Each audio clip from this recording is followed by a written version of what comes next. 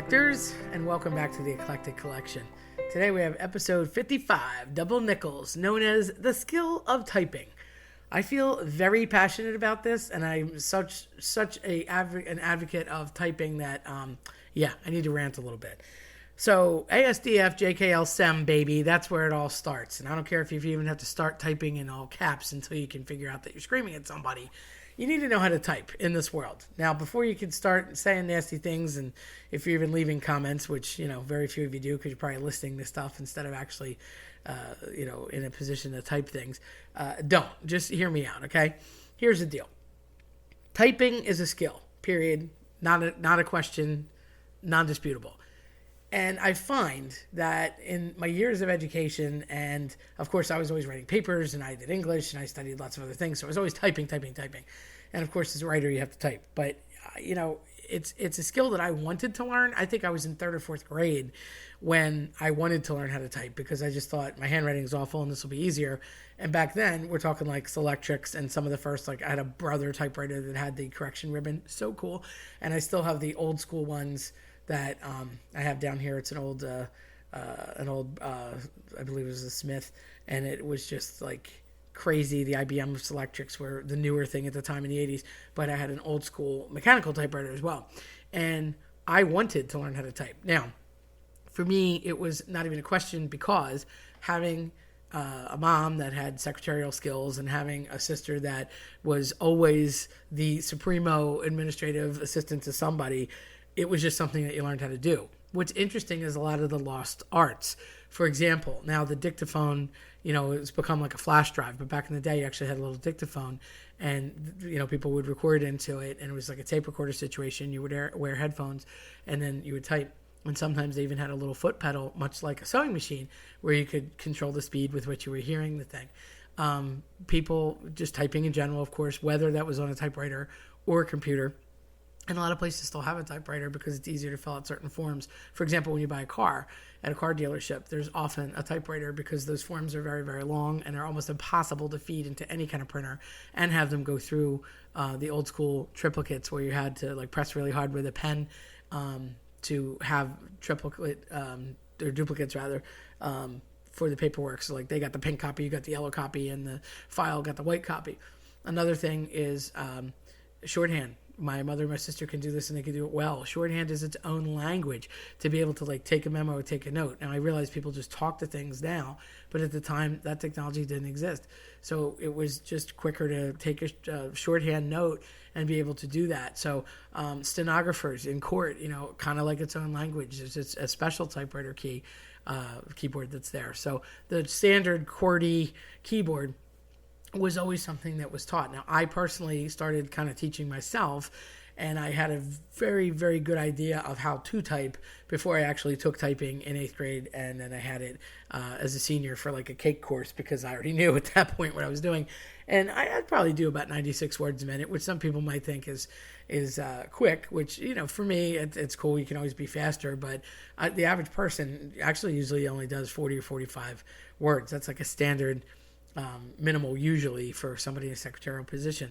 My sister, however, I have to brag about her a little bit, and this is probably also the reason why I wanted to type, because we always had a manual, and then later on the hi-fi, if you will, of typewriters, and then later on the Selectrics and the electric typewriter with the correction ribbon, because my sister was always in the secretarial arts, and I do say that not tongue-in-cheek, because it was an art to be able to do all those things, and she was good at it and was doing a lot of work at home, typing people's doctorates and theses and typing for an author at one point, and then just obviously doing work for the court and the county.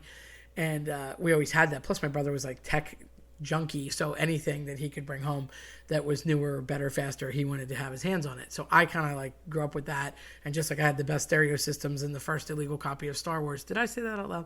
I also had the best typewriter, so I grew up with that too, and knew backspace, and it would take away the last letter. So it's kind of neat.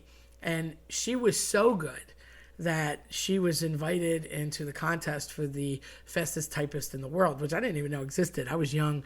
I remember her driving to Baltimore, and she was totally sick the day of the competition. I believe it was a Sunday, and she had to go to Baltimore. This was in the early 80s, and she was typing at the time on a IBM Selectric, which was obviously an electric electronic typewriter, which was a new thing.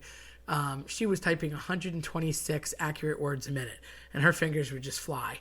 And I can remember that it was kind of starting to become in vogue to get the fake nails and acrylics and all that had started to come out in the 80s, and she used to go every week or two and get her nails done. And I remember hearing the clickety click click click of her typing, and she could still do it with those nails. I'm thinking, how do you do that?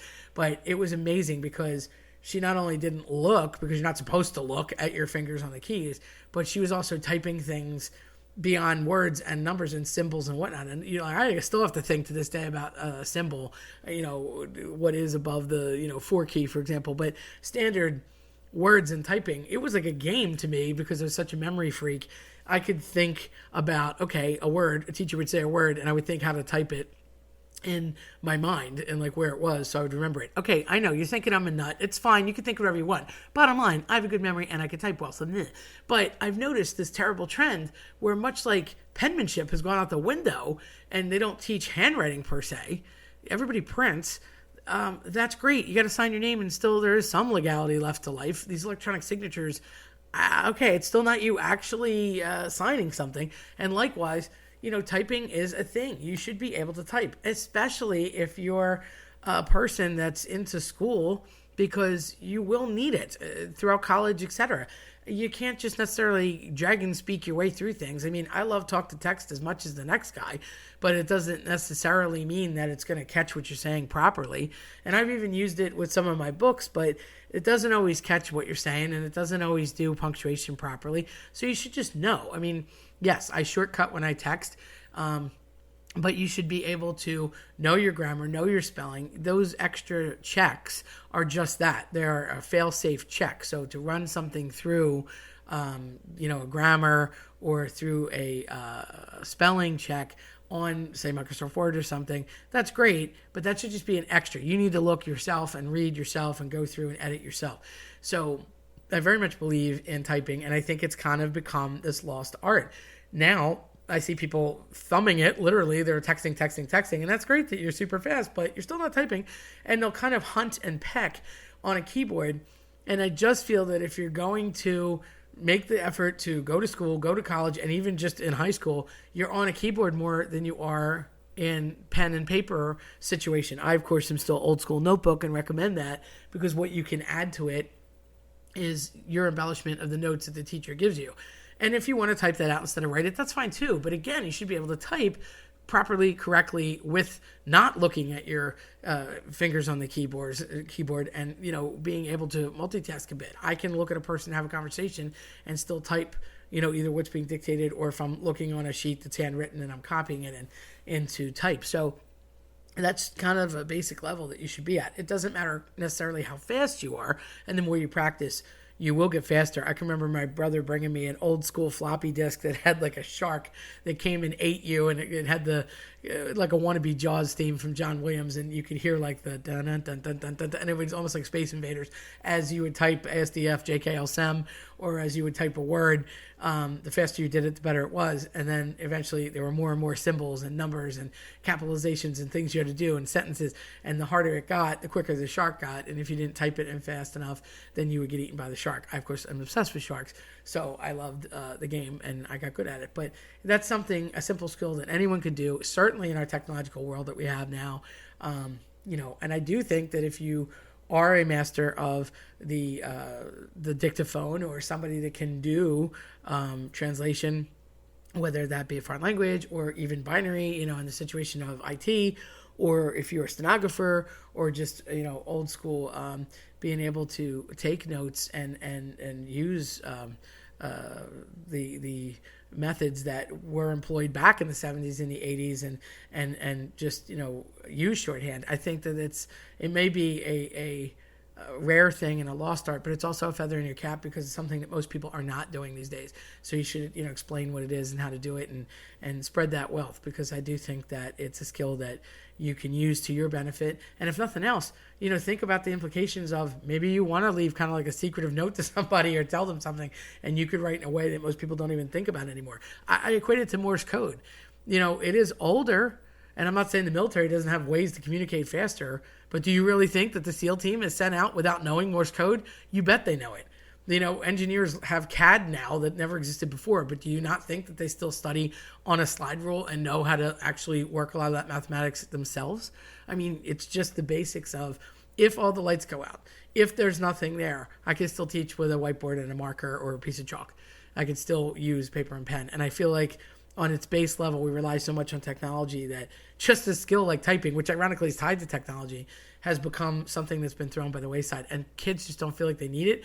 And adults are like, I never learned it. And a lot of people do regret that later on. So it's not all about your thumbs. I'm not saying you can't text fast and it's not a good thing to do, but please learn how to type. It is to your advantage. I understand if you're an auto mechanic, you might not think, oh, hey, I need to do that. But guess what? Somebody's doing your bills. And if you own your own business and you're doing your bills, then you probably do have to actually type. So I'm not really ranting, but it might sound like I'm ranting, but I'm not. I'm just trying to advocate for typing. So go typists. And shout out to my sister who, by the way, placed 8th and was the 8th fastest typist in the world, even though sick, at 126 accurate words per minute, back on a IBM Selectric in the 80s. I want to say it was like 85 or 86, but it was pretty cool. Anyway, I just thought that was a cool thing, and I wanted to share with you. So go learn how to type. Learn a skill, especially after all the time we spend at home. You should be able to type by now. If you like what you heard today, then check us out at eclecticcollectionpodcast.com or listen to us on your preferred platform. I'm Terry Tenaglia. Thanks for listening.